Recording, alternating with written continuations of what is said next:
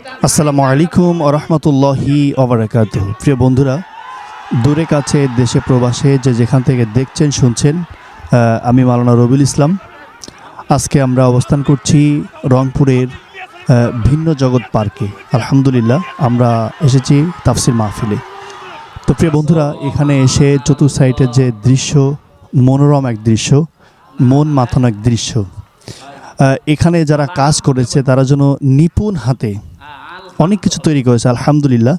তো পাশাপাশি আপনাদেরকে বলতে চাই, আজকে এখানে ভিডিওটা করার উদ্দেশ্য এই নয় যে এই পার্কটাকে সামনে খুব ফুটিয়ে তুলব না। আমার একটা উদ্দেশ্য, সেটা হলো কন্টেন্টটা করা। আপনারা ইতিমধ্যে গতকালকে দেখেছেন মুফতি আমির হামজা ভাইয়ের একটা কন্টেন্ট, একটা মাহফিল, একটা চিত্র, যেখানে বিএনপির এক তখর নেতা এমপি সে বাধা দিয়েছে। ওরাতিল কোরআন তারতিলা। আল্লাহ রব্বুল আলামিন নিজে বলেছেন, তোমরা কোরআন পড়ো সহি শুদ্ধ করে। এখন আমার সামনে বা একজন আলেমের সামনে বা একজন হাফেজের সামনে অথবা একজন কারির সামনে অথবা একজন আলেমের সামনে কেউ যদি কোরআন তেলাওয়াত করে আর সেটা যদি সহি শুদ্ধ না হয়, আর সেই কারি, মুফতি, মুহাদ্দিস, একজন আলেমের নৈতিক দায়িত্ব তাকে শুদ্ধ করার চেষ্টা করা। তো প্রিয় ভাই, যদি এখানে মুফতি আমির হামজা ভাইয়ের যদি ন্যূনতম ভুল থাকে, যে এমপি সাহেবকে বলেছেন যে আপনি আরেকটু শুদ্ধ করবেন, গত মাহফিলে বলেছিলাম একটু শুদ্ধ হয়েছে আলহামদুলিল্লাহ, আরেকটু শুদ্ধ করার চেষ্টা করবেন, কিন্তু সেখানে দেখেছেন কি চিত্র। আমি অবাক হয়ে গেলাম, হতভম্ব হয়ে গেলাম যে একজন কোরআনের পাখি খেয়ে মঞ্চে বসিয়ে, চেয়ারে বসিয়ে একজন নেতা শুধুমাত্র সত্য কথা ধরে দেওয়ার কারণে বেইজ্জতি করেছে। আমার প্রিয় ভাইরা, আমি বলতে চাই এখনও পর্যন্ত আমাদের সচেতন হওয়া উচিত, ভুলটাকে সামনে উন্মুক্ত করা উচিত।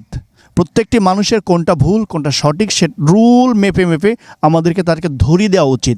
2 নম্বর কথা, আমাদের সকলকে উচিত প্রতিটি মানুষের সাথে বিনয়ী হওয়া। আলহামদুলিল্লাহ আমরা সেটা বিনয়ী দেখেছি মুফতি আমির হামজা ভাইয়ের ওখানে। অডিয়েন্স পুরা গরম আগুন, মানে যেমন তেমন যদি এই মুফতি আমির হামজা ভাই বলে অথবা যদি তিনি একটু উঠে দাঁড়ান, মাঠ কিন্তু পুরা ছত্রভঙ্গ হয়ে যায়। কিন্তু তারপরেও তিনি কিন্তু চেয়ার ছেড়ে দেননি। প্রত্যেকটি অডিয়েন্সকে সে থামিয়েছেন, প্রত্যেকটি অডিয়েন্সকে থামিয়েছেন। তারা উগ্র হয়েছেন, আমির হামজা ভাই থামিয়ে দিয়েছেন। অথবা এমপি সাহেবকে সেও বলেছেন, যা হয়েছে হয়েছে, পাস্ট ইজ পাস্ট। তো প্রিয় ভাইরা, আমি বলবো যেখান থেকে আমরা কথা বলি, যেখান থেকে তেলাওয়াত করি, যেখানে কথা বলি, আমি বলবো প্রতিটি মানুষের, প্রতিটি শিক্ষা পার্সন, এডুকেশন পার্সনদের সচেতন হওয়া উচিত। প্রত্যেকটি আলেমের সামনে অন্তত ন্যূনতম কোরআনের আয়াত বলতে গেলে সহি শুদ্ধ করা আমাদের একান্ত আবশ্যক।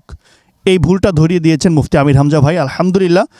তো আমরা আরও আশা করি যেন ভাই প্রত্যেকটি জায়গায় এরকমভাবে ভুল ধারণার চেষ্টা করে।